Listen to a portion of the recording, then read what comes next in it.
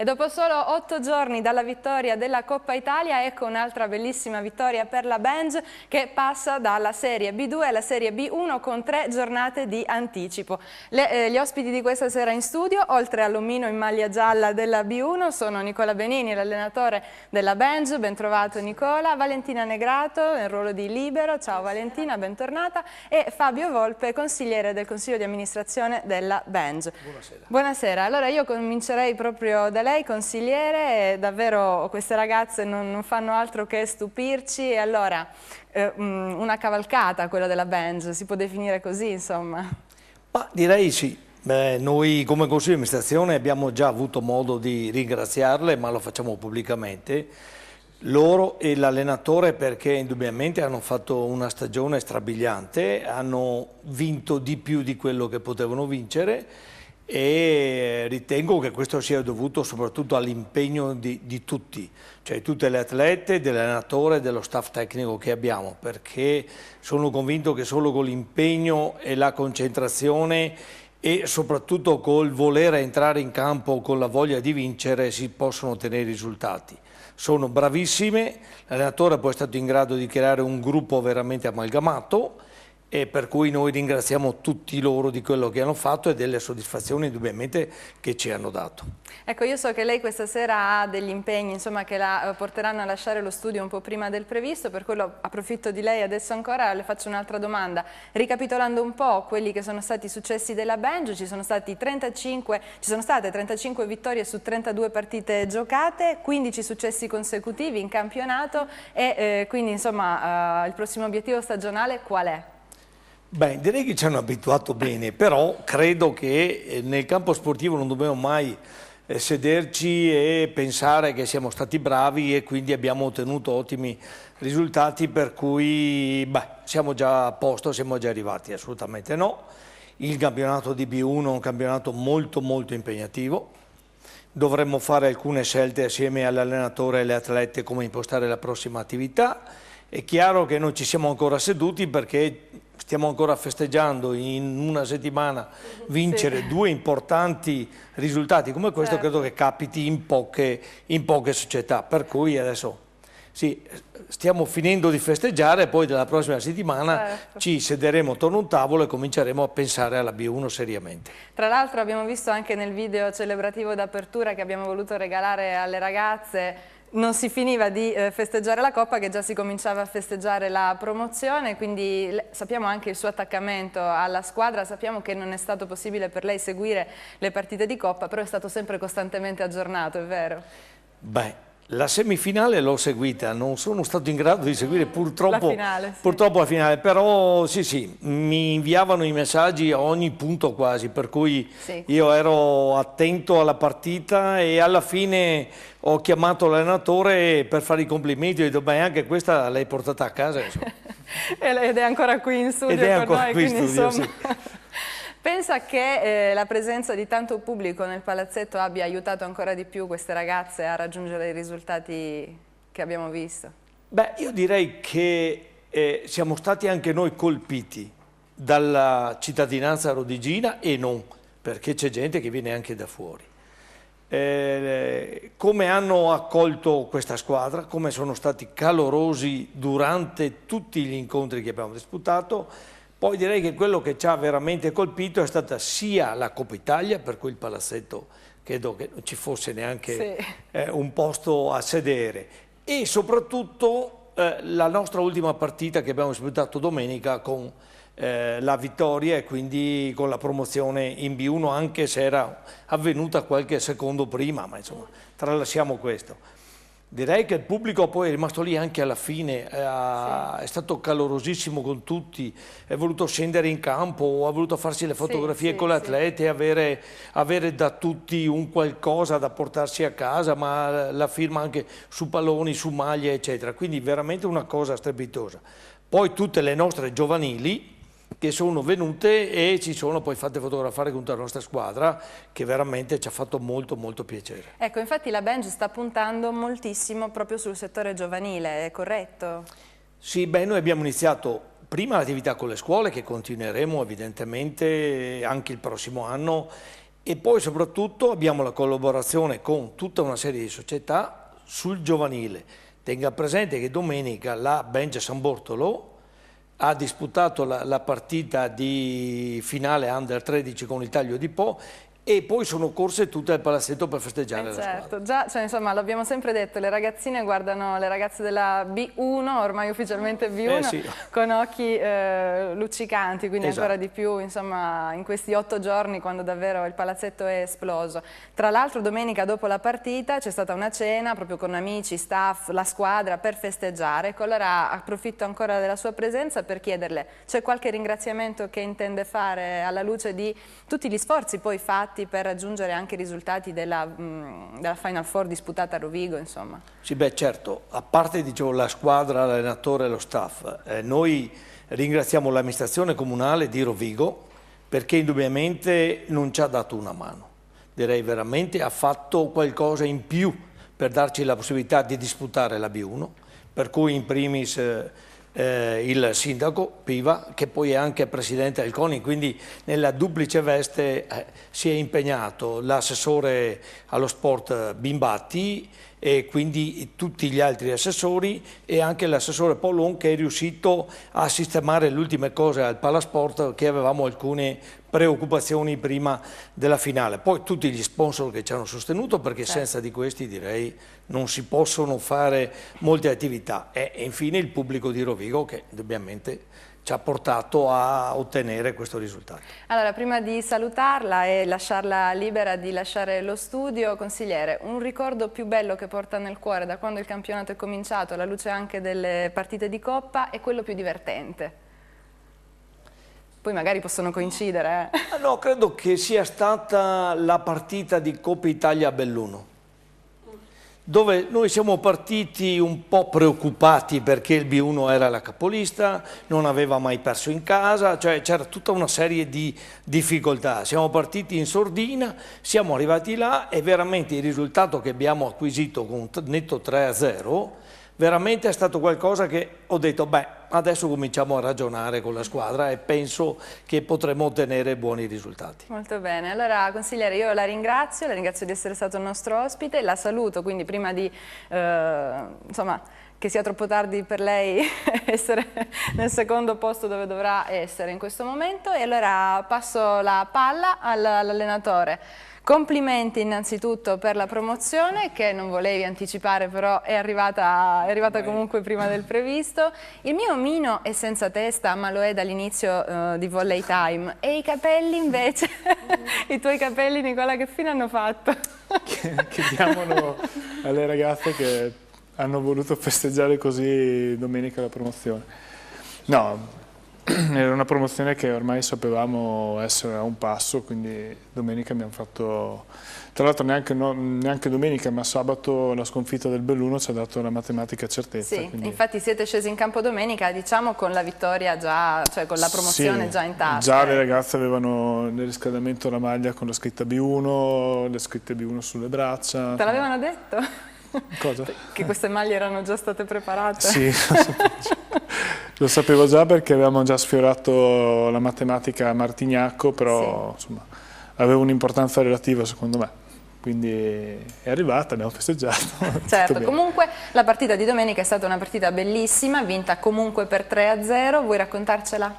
È stata una partita che per noi, io temevo un po' perché da un lato il Fruvit, il Baule, aveva bisogno di punti per cercare di risalire, visto che nella sera precedente era sceso in zona rossa, tra virgolette. E noi invece avevamo questo rischio diciamo così, rischio relax dovuto al fatto che la promozione era già acquisita. Però poi c'era la voglia di giocarsi, sì, un derby in casa, c'era la voglia di mantenere imbattuto il nostro fortino, e quindi visto il riscaldamento ho chiesto alle ragazze nella riunione tecnica, i festeggiamenti dopo, c'è una partita da giocare, bisogna giocarla al massimo. Credo che l'abbiamo fatto bene, abbiamo fatto ruotare tutte le giocatrici perché era giusto dare una vetrina a tutte sono pronte, tutte sono in grado di fare la B2 molto tranquillamente, quindi non eravamo molto preoccupati in merito. E quindi vincere 3-0 è stata abbastanza, direi, semplice, non me ne voglia il Baule, che invece è sceso in campo un po' contratto, un po' sbaglione. Noi invece abbiamo giocato, secondo me, al nostro livello, capacità, senza troppi patemi, e abbiamo portato a casa una partita abbastanza semplice, direi. Valentina, allora intanto bentornata e a te l'onore di commentare il passaggio in B1 e ovviamente le tue emozioni anche alla luce della vittoria di Coppa. Beh, è difficile raccontare a parole l'emozione che si prova a vincere prima la Coppa e dopo il campionato. Sono emozioni indescrivibili, soprattutto perché comunque io non avevo mai vinto né un campionato e neanche la Coppa Italia. Per cui è stato un binomio proprio raggiunto in una settimana e quindi dovevo ancora smaltire il festeggiamento raggiunto della Coppa Italia, che già si avvicinava a quella della promozione in B1. E, ripeto, indescrivibili emozioni, eravamo tutte felicissime, una festa continua, non mi ricordo neanche quanto sia durata la festa, prima in campo, poi durante la cena. E ci siamo rivelate ancora una volta un grande gruppo, perché a mio avviso il nostro obiettivo è stato raggiunto, oltre che per il nostro livello tecnico, anche per la forza che abbiamo avuto di integrarci fra di noi e ripeto, siamo un grande gruppo. Ecco, tu in B1 tra l'altro hai già giocato quando giocavi nel Rieti. Ecco, qual è la differenza tra la B2 e la B1 sostanziale? Sì, beh, io in B1 ho già giocato 3 anni. E sì, ci sono un po' di diversità con la B2, nel senso che nella B1 magari si trovano molte più atlete che magari scendono dalla A2, per cui il livello tecnico è leggermente più alto. Poi, come in questo campionato, abbiamo visto che comunque si può arrivare ad un livello molto alto e magari a livello basso, per cui magari anche nella B1 trovi squadre molto preparate e altre magari che sono, tra virgolette, da B2, quindi magari adesso molto competitive con noi. Certo, beh, comunque adesso la partita di domenica scorsa era comunque un derby, pertanto anche se la vittoria e la promozione era, cioè la vittoria è arrivata, la promozione era già in tasca, però avete comunque giocato al massimo delle vostre capacità. Sì, noi avevamo saputo della nostra promozione il sabato sera, perché tutte le altre squadre avevano giocato il sabato sera, quindi noi matematicamente eravamo già preparate psicologicamente alla promozione. Infatti il rischio che pensavo che corressimo era quello di scendere in campo un po' troppo rilassate, perché magari pensavamo già ai festeggiamenti post partita. E invece devo dire che ancora una volta ci siamo rivelate una grande squadra, nel senso che non abbiamo perso di vista il nostro obiettivo, cioè quello di portare comunque a casa il bottino pieno dei 3 punti e anche 3-0, quindi non regalando neanche un set. Certo, allora ti chiedo se ti va di commentare la classifica. Sì, certo. Tra l'altro chiedo scusa ai telespettatori se la scorsa volta la classifica è andata in onda non aggiornata, è stato un problema non dovuto ovviamente alla regia, la classifica aggiornata c'era, ma c'è stato un salto di software. Comunque, la classifica aggiornata è questa qui. Allora Valentina, praticamente una lotta a 5 per conquistare i playoff, ovviamente vabbè la Benj è in rosso ci sono poche cose da commentare. Devo dire che comunque la visuale dalla vetta dove siamo noi è fantastica, perché 61 punti rispetto al 47 della seconda, cioè un distacco enorme. Sì, è una bella sfida quella dei playoff che si devono giocare appunto il Chions, Santa Giustina, Belluno, Martignacco e Villorba. Qui forse si vede veramente la vera voglia di raggiungere i playoff. Ecco, chi vedete favorita? Chiedo a entrambi, anche a Allora, noi, non so se sia una casualità, in ordine, cioè il Chionse, Santa Giustina e Belluno, che sono le uniche 3 partite che noi in campionato abbiamo perso. Ecco. Per cui comunque si rivelano delle squadre comunque buone. E Martignacco, devo dire che è stata una sorpresa quando siamo andate a giocare a casa loro. Sono veramente molto determinate e agguerrite in casa loro, quindi penso che possano arrivare anche loro ad una buona posizione, magari seconde o terze, giusto per raggiungere il playoff. Il Villorba, non so, a mio avviso con noi non ha mai avuto delle grandi prestazioni, per cui io magari posso basarmi solo sulle partite che hanno giocato contro di noi, poi magari con le altre sono magari più forti. Io direi, vedo Santa Giustina, Chionse, Belluno e Martignacco. Non so perché, ma Villorba lo escluderei. Ecco, invece Nicola, grazie intanto Valentina. Prego. Beh, io a simpatia vedrei bene Fratte, Santa Giustina e Martignacco. Martignacco perché secondo me è la squadra che forse è più quadrata, più amalgamata dell'otto, e Santa Giustina perché forse è quella che a noi ha messo alla luce delle partite giocate, quella che ci ha dato un po' più filo da torcere. Vuole anche essere un augurio per l'allenatore, che è un amico che ho conosciuto quest'anno ma con cui c'è un ottimo rapporto, e quindi mi farebbe molto piacere che raggiungessero il traguardo. Chionse è messa in buona posizione, però sono tutte squadre che stanno avendo un andamento abbastanza altalenante, quindi non saprei dire. Belluno non si sta esprimendo al massimo, sta perdendo un colpo dopo l'altro, quindi dubito che riesca ad agganciarsi e arrivare secondo. Vedo quasi sicuramente Fratte e Santa Giustina. E Valentina, se tu potessi scegliere tra Belluno, Villorba, Martignacco, Chionse e Fratte, chi vorresti avere in B1 l'anno prossimo? E chi no? Ma forse il Fratte, giusto perché magari... Il Fratte sì, il Fratte sì, ma giusto perché, per 2 motivi. Uno, perché magari è la squadra che, tra virgolette, siamo un po' più vicini a casa, quindi sarebbe un mezzo derby. Sì. 2, perché avendo perso anche una partita in campionato, avrei voglia di una sorta di rivincita magari nel prossimo campionato di B1. Poi per il resto non posso dire di sperare che qualcuna non ci sia, ecco, non mi sento di essere così cattiva. Ho capito di non avertelo chiesto. E allora invece le partite che state giocando in campo da quando Barbara è infortunata sono comunque state delle partite bellissime, tutte davvero giocate splendidamente. Ovviamente la presenza di Barbara è comunque stata costante, anche se non in campo, accanto a voi, e anche il pubblico. Allora prima l'ho chiesto al consigliere, lo chiedo anche a te.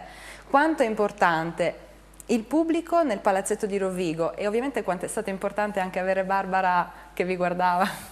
No, beh, avere il pubblico così caloroso è veramente bellissimo. Poi io sono un tipo di giocatrice che sento molto il calore del pubblico, nel senso che guardo magari... Oddio, non voglio che lui magari pensi che mi distraga mentre il gioco, però comunque l'occhio magari cade negli spalti, si guarda tutto il calore della gente di Rovigo, e è stato bello anche vedere come ci sia stata tanta gente, magari Coppa Italia, ho sentito che era veramente tutto pieno, tutto esaurito, e quindi è stata... Te lo confermo, ne abbiamo infatti parlato anche la scorsa puntata. Non l'avevo mai visto così gremito il palazzetto, veramente. E per di più avere la presenza di Barbara in palazzetto è stata... Che tra l'altro abbiamo visto festeggiare insieme a voi, quindi... Sì, poi stampelle o non, comunque fa sempre parte del gruppo anche lei, E allora allenatore, darai un po' di respiro a queste ragazze adesso, insomma, ci sembra che abbiano lavorato davvero sodo.